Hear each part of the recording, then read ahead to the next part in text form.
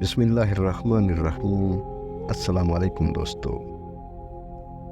حضرت یوسف علیہ السلام کو اللہ تعالیٰ کی طرف سے خوابوں کی تعبیر بتانے پر قدرت حاصل تھی۔ جب حضرت یوسف علیہ السلام کو عزیز مصر کے حکم سے قید خانے میں ڈالا گیا تو اسی قید خانے میں ان کے ساتھ 2 اور نوجوان قیدی بھی تھے جو شاہی خدام تھے۔ ان میں سے ایک شاہی افراد کو شراب پلانے پر مأمور تھا جبکہ دوسرا شاہی نانبائی تھا۔ ان دونوں کو کسی ناپسندیدہ عمل پر پس دیوار زندان ہونا پڑا۔ قرآن حکیم میں اس کا ذکر موجود ہے۔ ان میں سے ایک نے کہا، میں نے خواب میں اپنے آپ کو شراب نچوڑتے دیکھا ہے، اور دوسرا بولا، میں نے خود کو دیکھا کہ میں سر پر روٹی اٹھائے ہوئے ہوں جسے پرندے کھا رہے ہیں۔ ہمیں اس کی تعبیر بتائیے، ہمیں تو آپ خوبیوں والے شخص دکھائی دیتے ہیں۔ حضرت یوسف علیہ السلام اللہ کے پیغمبر تھے۔ دعوت و تبلیغ کے ساتھ ساتھ عبادت و ریاضت، تقوی، راست بازی اور اخلاق و کردار کے لحاظ سے جیل میں قید دیگر قیدیوں سے ممتاز حیثیت کے حامل تھے۔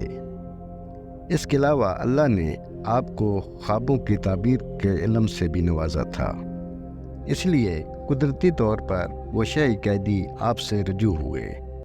آپ علیہ السلام نے ان کا خواب سن کر فرمایا، میں جو تعبیر بتلاؤں گا وہ کانوں اور نجومی کی طرح قیاس پر مبنی نہ ہوگی، جس میں خطا اور ثواب دونوں کا احتمال ہوتا ہے۔ میری تعبیر یقینی علم پر ہوگی جو اللہ کی جانب سے مجھے عطا کیا گیا ہے، جس میں غلطی کا امکان ہی نہیں ہے۔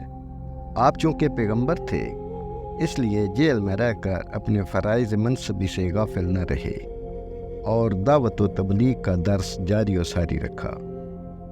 اس موقع پر آپ علیہ السلام نے فرمایا، میں نے ان لوگوں کا مذہب چھوڑ دیا ہے جو اللہ پر ایمان نہیں رکھتے اور آخرت کے بھی منکر ہیں۔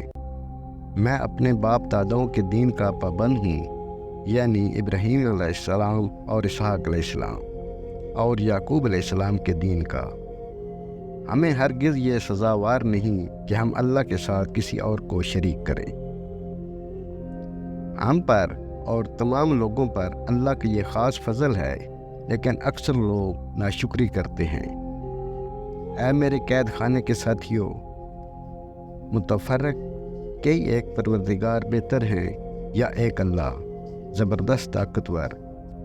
اس کے سوا تم جن کی پوجا کرتے ہو وہ سب نام ہی نام ہیں جو تم نے اور تمہارے باپ دادا نے خود گھڑ لیے ہیں۔ اللہ نے ان کی کوئی دلیل نازل نہیں کی۔ فرما روائی صرف اسی ایک اللہ کی ہے۔ اس کا فرمان ہے کہ تم سب سوائے اس کے کسی اور کی عبادت نہ کرو۔ یہی دین درست ہے، لیکن اکثر لوگ نہیں جانتے۔ حضرت یوسف علیہ السلام کی جیل میں تبلیغ کے 2 اسباب بیان فرمائے ہیں۔ ایک تو یہ کہ اللہ کا پیغام بلا کم و کاشت بندوں تک پہنچ جائے اور ان کی عاقبت سنور جائے۔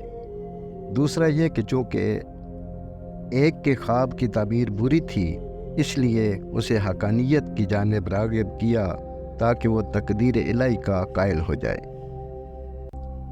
اب آپ علیہ السلام ان کے خوابوں کی تعبیر بیان کرتے ہیں۔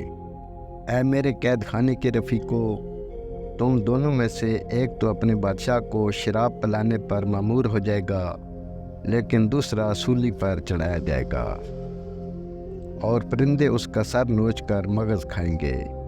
تم دونوں جس کے بارے میں تحقیق کر رہے تھے فیصلہ کر دیا گیا، یعنی تعبیر بتلا دی۔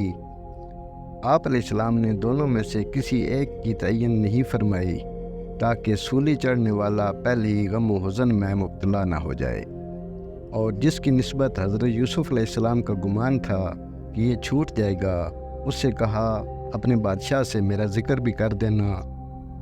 پھر اسے شیطان نے اپنے بادشاہ سے ذکر کرنا بھلا دیا، اور یوسف علیہ السلام نے کئی سال قید خانے میں کاٹے۔